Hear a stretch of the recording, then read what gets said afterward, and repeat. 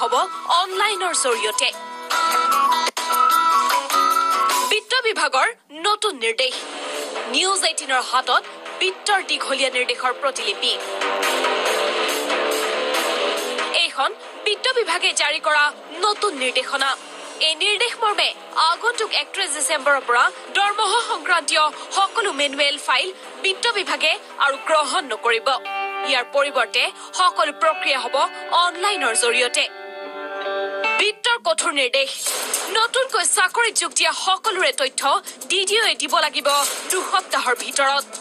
বিত্ত বিভাগেও 2 সপ্তাহৰ ভিতৰত ফাইল মুকলাই দিব লাগিব কোষাগাৰক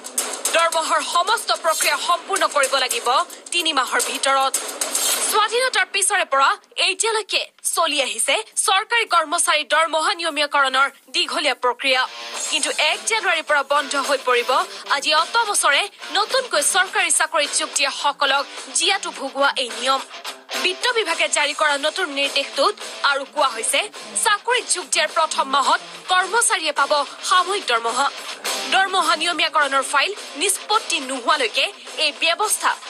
বিত্ত বিভাগৰ এই নতুন নিৰ্দেশে যে নকৈ চৰকাৰী চাকৰিত যোগ দিয়া সকলৰ মুখত হাঁহি বিৰিঙাব সেই কথা নতুনকৈ কোৱাৰ প্ৰয়োজন নাই কিন্তু সংশ্লিষ্ট বিভাগ বিত্ত বিভাগ আৰু কোষাগাৰে কিমান আন্তৰিকতাৰে এই নতুন নিৰ্দেশনা কাৰ্যকৰী কৰে সেয়াহে গুৰুত্বপূৰ্ণ হ'ব